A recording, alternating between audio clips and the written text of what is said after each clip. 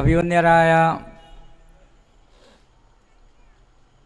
ഈ യോഗത്തിൻ്റെ അധ്യക്ഷൻ ബഹുമാനപ്പെട്ട കുഞ്ഞി മുഹമ്മദ് ബാഖവി ഉസ്താദ് അവറുകൾ, ഉജ്ജ്വല വാഗ്മി ബഹുമാനപ്പെട്ട സലാഹുദ്ദീൻ ഫൈദി ഉസ്താദ് അവറുകൾ, ദുആ ചെയ്യാനായി നാം ക്ഷണിക്കുകയും അദ്ദേഹം ഇവിടെ വന്നെത്തുകയും ചെയ്തിട്ടുണ്ട്. ബഹുമാനപ്പെട്ട ഷെയ്ഖുന അത്തിപ്പറ്റ മൊയ്തീൻകുട്ടി മുസ്ലിയാർ ഉസ്താദ് അവറുകൾ, സ്റ്റേജിലും സദസ്സിലും ഒത്തുകൂടിയ വലിയ പണ്ഡിതന്മാർ, സയ്യിദുമാർ, ഈ ഒത്തുചേരൽ ഒരു സാലിഹ അമലായി അള്ളാഹു കബൂൽ ചെയ്യുമാറാവട്ടെ. ദീനീ ദഅവത്ത് ഈ ലോകത്തെത്തിച്ചത് കേരളത്തിൽ മാത്രമല്ല, ഇന്ത്യയിലും ഇന്ത്യക്ക് പുറത്ത് വിദേശ രാജ്യങ്ങളിലും അഭിവന്ദ്യരായ സഹാബിമാരാണ്. അവരുടെ ശിഷ്യന്മാരായ താബിയുകൾ, അവരുടെ ശിഷ്യന്മാരായ താബിയുകൾ.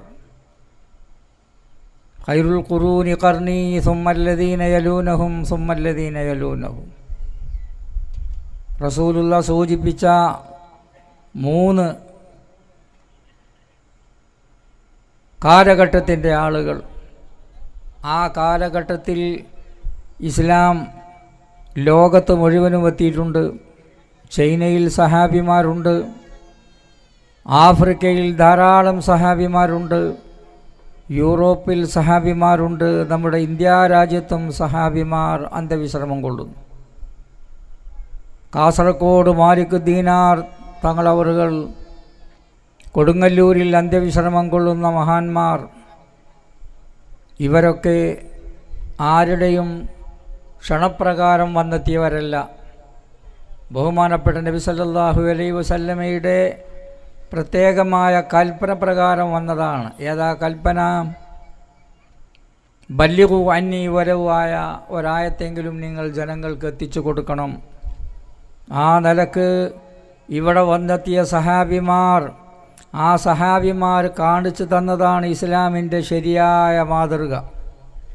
മൂസാ നബി അലൈഹിസ്സലാമിന് അല്ലാഹു തൗറാത്ത് നൽകി, ഇതിലുള്ളതനുസരിച്ച് നിങ്ങൾ അമൽ ചെയ്തു കൊള്ളണം. അതാ കൽപ്പന. ഇഞ്ചീലും സബൂറും അതുപോലെ മറ്റ് ധാരാളം 100 ഏടുകൾ, ആ 100 ഏടുകളിൽ പറഞ്ഞ കാര്യങ്ങളനുസരിച്ച് പ്രവർത്തിക്കണമെന്ന് ആദം നബി അലൈഹിസ്സലാം മുതലുള്ള ആളുകൾക്ക് അല്ലാഹു കൽപ്പന നൽകി. ആദം നബിക്ക് നൽകിയ അതേ ഏട് തന്നെയാണ് അദ്ദേഹത്തിൻ്റെ ശേഷം 800 വർഷം വരെ നീണ്ടു നിന്ന ആളുകൾ പ്രവർത്തിച്ച് വരാനായി തെരഞ്ഞെടുത്ത ഗ്രന്ഥം. വേറൊന്നില്ല എന്നർത്ഥം. ആ നിലക്ക് ഞാൻ നിങ്ങൾക്ക് കാണിച്ചു തന്ന മാർഗം, അതനുസരിച്ചാണ് നിങ്ങൾ പ്രവർത്തിക്കേണ്ടത്. അള്ളൂ അലൈഹ ബിൻ നവാജിദ്, നിങ്ങളുടെ അണപ്പല്ല് കൊണ്ട് അതിമ കടിച്ചു പിടിക്കണം, മുറുക്കി കൈ കൊണ്ട് പിടിക്കുകയും വേണം. ഷഫീഉനാ റസൂലുള്ളാഹി. ഒരു മാറ്റവുമില്ലാതെ നമ്മുടെ രാജ്യത്ത് ആ കാര്യം നടന്നു വന്നിരുന്നു. ലോകത്തിൻ്റെ വിവിധ ഭാഗങ്ങളിൽ ഒരുപാട് പ്രസ്ഥാനങ്ങൾ ഉടലെടുത്തിട്ടുണ്ട്. ഖവാരിജുകൾ, മുഅ്തസിലുകൾ തുടങ്ങിയുള്ള സുന്നത്ത് ജമാഅത്തിൽ നിന്ന് വിട്ടുപോയ ധാരാളം ആളുകൾ.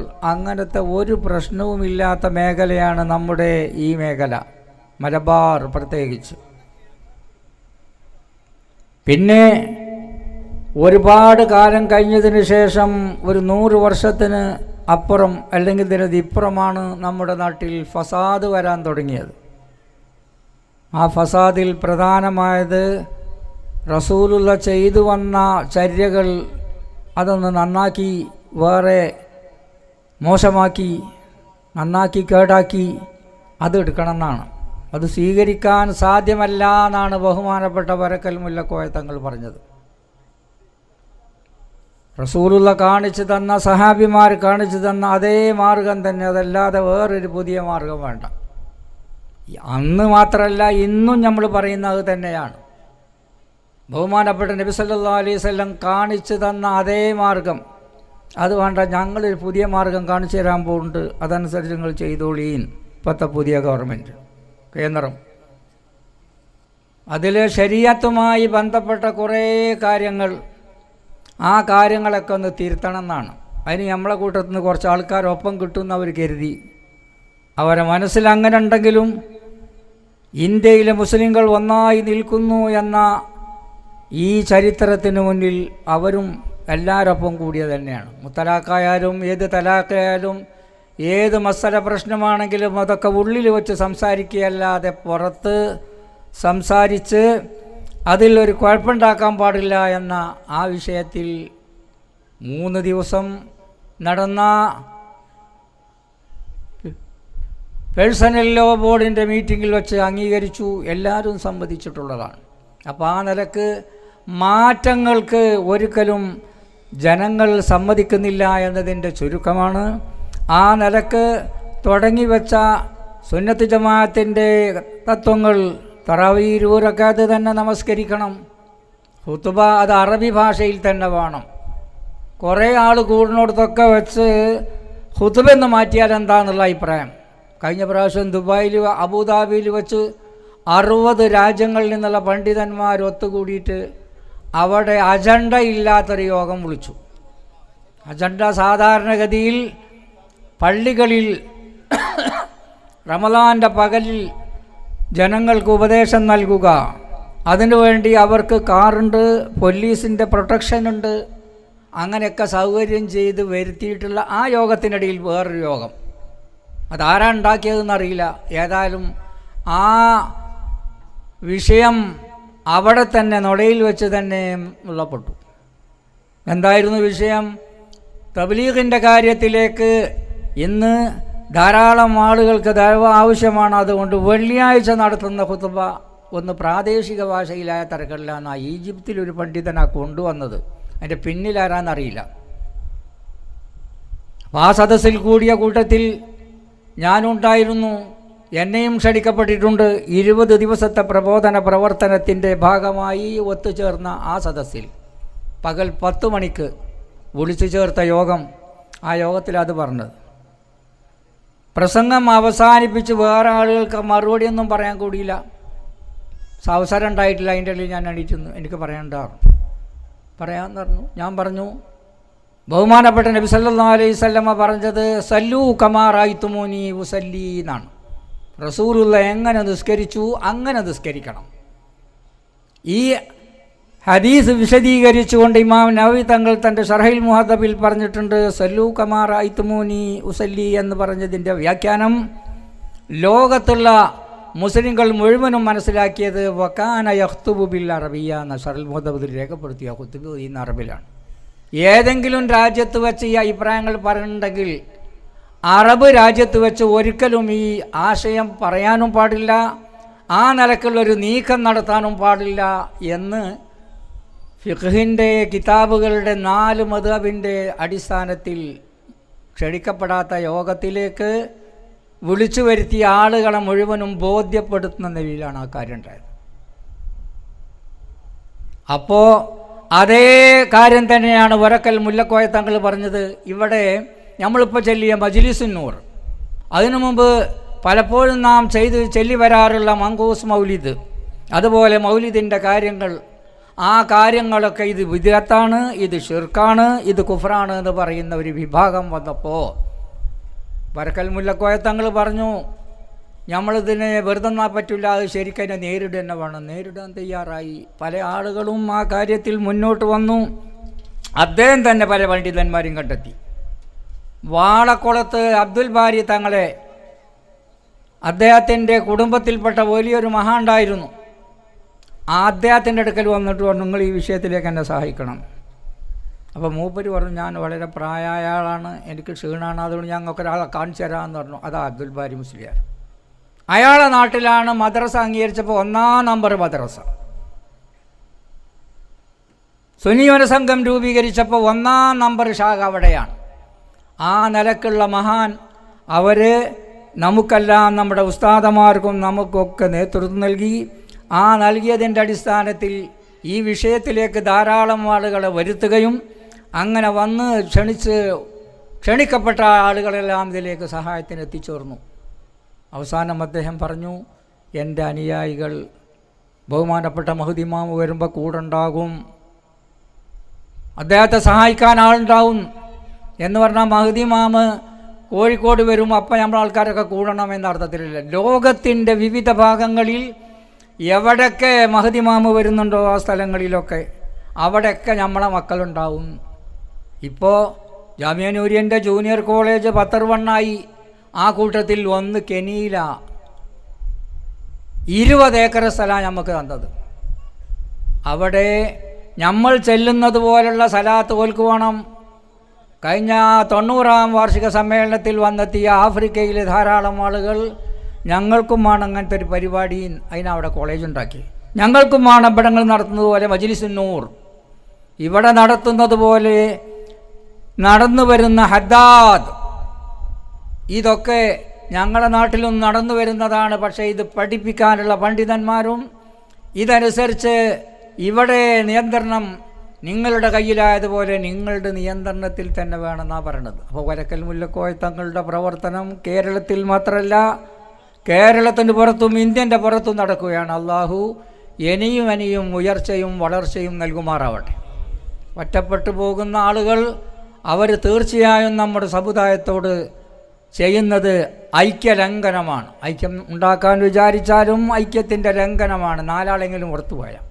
ഇപ്പോൾ നമ്മളുടെ പുതിയ വിഷയത്തിൽ ഒരൊറ്റ ആളും ഇതിനെതിരെ പറയരുത്. ആകെ കുറഞ്ഞ മസലയുള്ളൂ. ഫത്തുൽ മുയിൽ എത്രങ്ങാനും മസലകളുണ്ട്. അതിൽ കുറേ തലാഖ്, ഒരു നിക്കാഹ്, ഒരു ഫറായില്, ഇങ്ങനെയുള്ള കുറച്ച് കാര്യം മാത്രം അതും കൂടിയാണ് കളഞ്ഞാൽ, അതിന് ഒന്നാണ്ട് മാറ്റിയാൽ പിന്നെ വേറെയുള്ളതൊക്കെ ലൂസായി. അത് അനുവദിക്കൂലാന്ന. അത് എല്ലാ കാലങ്ങളിലും അങ്ങനെ. അതാണ് റസൂലുള്ള പറഞ്ഞത്, അൽദു അലൈഹാ ബിൻ നവാജിദ്, നിങ്ങൾ അണപ്പല്ല് കൊണ്ട് മുറുക്കി പിടിക്കണം, യാതൊരു അയവും ഉണ്ടാകാൻ പാടില്ല എന്ന്. പണ്ട് കാലത്ത് തറാവീൻ്റെ വിഷയത്തിലായാലും മൗലിദിൻ്റെ കാര്യത്തിലായാലും നമ്മുടെ പണ്ഡിതന്മാർ ചെയ്ത അതേ കാര്യമാണ് ഫൈസൽ ലോബോട് ഇപ്പോൾ പറയണത്. വക്കീലന്മാർ അങ്ങനെ ഇടപെടേണ്ടെന്നൊക്കെ പറയും. ഒരു ലോയേഴ്സ് മീറ്റിംഗ് ഉണ്ടായിരുന്നു നമ്മളുടെ ആ 3 ദിവസം നടക്കുന്ന സമ്മേളനത്തിൽ. ഇരിക്കുന്ന ആ സ്ഥലത്ത് തന്നെ യോഗം പിരിഞ്ഞതിന് ശേഷം കുറേ ആൾക്കാർ കൂടി, ഞാൻ എണ്ണി നോക്കുമ്പോൾ 70-ൽ ചില്ലാൻ ആൾക്കാരുണ്ട്. സുപ്രീം കോർട്ടിലെ ജഡ്ജിമാരുണ്ട്, ഹൈക്കോടതിയിലെ ജഡ്ജിമാരുണ്ട്, അവിടുത്തെ വലിയ വക്കീലന്മാരുണ്ട്. എല്ലാവരും കൂടിയിട്ട് അവിടെ കൂടിയിട്ട് തീരുമാനമെടുത്തിരിക്കുന്നു. അതിൻ്റെ മുമ്പ് തന്നെ എടുത്ത തീരുമാനത്തിൻ്റെ ഒരു വിശദീകരണവും ഒരു കത്തുണ്ട്, അതിൽ ഒപ്പിട്ട് കൊടുക്കണം. ഒപ്പിട്ട് കൊടുത്ത് യെസ് എന്ന് പറഞ്ഞാലും കുടുങ്ങി, നോ എന്ന് പറഞ്ഞാലും കുടുങ്ങി. അതുകൊണ്ട് ഞങ്ങൾക്ക് ആ എഴുത്ത് വേണ്ട, ഞങ്ങൾക്കത് വേണ്ട, ഞങ്ങൾ വേറൊരു ഫോറം ഉണ്ടാക്കിയിട്ടുണ്ട്, ആ ഫോറാണ് തരും. എന്താണ് ആ ഫോറം? ഇസ്ലാമിക ശരീഅത്തനുസരിച്ച് ജീവിക്കാൻ ഞങ്ങൾ തയ്യാറാണ്. അത് മാറിയിട്ട് റസൂലുള്ളാഹി കാണിച്ചു തന്ന മാർഗത്തിനെ മറികടന്നിട്ട് വേറൊരു രേഖ ഉണ്ടാക്കാൻ ഞങ്ങൾ തയ്യാറല്ല. ശരീഅത്ത് തന്നെ വേണം ഞങ്ങൾക്ക്. അതിൽ ഞങ്ങൾ ആരും ഒരാൾ പോലും അതിൽ നിന്ന് വിട്ടു നിൽക്കുകയില്ല. വൈകുന്നേരം നടന്ന സമ്മേളനത്തിൽ 7.5 ലക്ഷം ആളുകളാണ് പ്രസംഗിച്ചത്, അവിടെ വന്നുകൂടിയത്. മുർഷിദാബാദ്, നമ്മുടെ മലബാറിലുള്ളതിലേറെ മുസ്ലിങ്ങൾ, മൊത്തത്തിൽ കേരളത്തിലുള്ള ആകെ ജനസംഖ്യയുടെ അത്ര ജനങ്ങളുള്ള സ്ഥലമാണ്. 40% കൽക്കത്തയിൽ മാത്രമുണ്ട്. മുർഷിദാബാദിൽ, ഫർഹാനാസ്, അവിടൊക്കെ മുസ്ലിം ഭൂരിപക്ഷം. അവിടെ നിന്നുള്ള ആളുകൾ വന്ന് ആയിരങ്ങൾ പങ്കെടുത്തിട്ട് അവസാനം ഇതാണ് ശബ്ദം. അപ്പോൾ അതുകൊണ്ട് നമ്മുടെ വിശ്വാസത്തിൽ നിന്ന്, നമ്മുടെ പ്രവർത്തനങ്ങളിൽ നിന്ന് ആര് തന്നെ അതിനെതിരായ നീക്കമുണ്ടാക്കിയാലും അത് സ്വീകരിക്കാൻ സാധ്യമല്ല എന്ന ആ വിഷയത്തിൽ ഞങ്ങളൊക്കെ ഒപ്പിട്ട് കൊടുത്ത്, ഞങ്ങൾക്കത് സാധ്യമല്ല, ഞങ്ങൾ ഈ കാണിച്ച ഇതാണ് ഞങ്ങളുടെ ആശയം, റസൂലുള്ള കാണിച്ചു തന്ന മാർഗം, ശരീഅത്തിൽ നിന്ന് ഒന്നുപോലും വിട്ട് പോകാത്ത നിലയിലുള്ള മാർഗം, വരക്കമുല്ലക്കോയ തങ്ങൾ കാണിച്ചു തന്ന, അവസാനം നമ്മൾക്ക് വരച്ച് കാണിച്ചു തന്ന റസൂലുള്ള ആദ്യമേ പറഞ്ഞ ആ വിഷയത്തിൽ ഉറച്ചു നിൽക്കാനും അതനുസരിച്ച് പ്രവർത്തിക്കാനും എൻ്റെ സമുദായം ഐക്യത്തോടുകൂടി മുന്നോട്ട് പോകണമെന്നും ബഹുമാനപ്പെട്ട ഷഫീഉന റസൂലുള്ളാഹി അത് തന്നെയാണ് വഅ്തസിമു ബിഹബ്ലില്ലാഹി ജമിയ. അള്ളാഹുവിൻ്റെ ഈ കയറ് നിങ്ങളെല്ലാവരും മുറുക്കി പിടിച്ചോളീന്ന്, അയിമ തന്നെ കടിച്ചു പിടിക്കണമെന്ന് റസൂലുള്ള പറഞ്ഞത്. ആ നിലക്ക് യാതൊരു മാറ്റവുമില്ലാതെ, ചേഞ്ചിങ്ങുമില്ലാതെ നമ്മുടെ വിശ്വാസങ്ങളും നമ്മുടെ പ്രവർത്തനങ്ങളും നമ്മുടെ ആചാരങ്ങളും നമ്മുടെ നീക്കങ്ങളും ആയിത്തീരണം. അള്ളാഹു തൗഫീക്ക് നൽകുമാറാവട്ടെ എന്ന് ദുആ ചെയ്യുന്നു. ഞാൻ എൻ്റെ പ്രസംഗം അവസാനിപ്പിക്കുന്നു. അള്ളാഹു സുബ്ഹാനഹു വ തആല നമ്മുടെ പ്രവർത്തനങ്ങളിൽ ഖൈറും ബർക്കത്ത് നൽകുമാറാവട്ടെ, ആഫിയത്ത് നൽകുമാറാവട്ടെ. ആഫത്തുകളെ തൊട്ടും അപകടങ്ങളെ തൊട്ടും അപകട മരണങ്ങളെ തൊട്ടും അള്ളാഹു കാത്തുരക്ഷിക്കുമാറാവട്ടെ. ഒരുപാട് ആളുകൾ ദുആ ചെയ്യാൻ വേണ്ടി പറഞ്ഞിട്ടുണ്ട്. ഇവിടെ അതെല്ലാം വായിക്കപ്പെട്ടിട്ടുണ്ട്. അതനുസരിച്ച് ബഹുമാനപ്പെട്ട ഉസ്താദ്, അത്തിപ്പറ്റ ഉസ്താദ് ദുആ ചെയ്യും. ഞങ്ങളൊക്കെ ഇവിടെ അദ്ദേഹത്തോടൊപ്പം മുന്നിലും പിന്നിലും നമ്മുടെ സഹോദരന്മാർ, നമ്മുടെ ആലിമ്യങ്ങൾ എല്ലാവരും ഒരുമിച്ച് കൊണ്ടുള്ള ഈ സമ്മേളനങ്ങൾ, ഈ നിലക്കുള്ള ദീനീ പ്രബോധന പ്രവർത്തനങ്ങൾ ഖിയാമത്ത് നാൾ വരെ കൊണ്ടുപോകണം. അതിനല്ലാഹു നമുക്കും നമ്മുടെ മക്കൾക്കും നമ്മോട് ബന്ധപ്പെട്ടവർക്കും നമ്മുടെ ശിഷ്യന്മാർക്കും തൗഫീഖ് നൽകുമാറാവട്ടെ എന്ന് ദുആ ചെയ്ത് ഞാൻ അവസാനിപ്പിക്കുന്നു. വാഹിറു ദഅ്വാനാ അൽഹംദുലില്ലാഹി റബ്ബിൽ ആലമീൻ. ബിസ്മില്ലാഹിർ റഹ്മാനിർ റഹീം എന്ന് ചൊല്ലി ഈ യോഗം ഉദ്ഘാടനം ചെയ്തതായി പ്രഖ്യാപിക്കുന്നു. വാഹിറു ദഅ്വാനാ അൽഹംദുലില്ലാഹി റബ്ബിൽ ആലമീൻ. അസ്സലാമു അലൈക്കും വറഹ്മത്തുള്ളാഹി വബറകാതുഹു.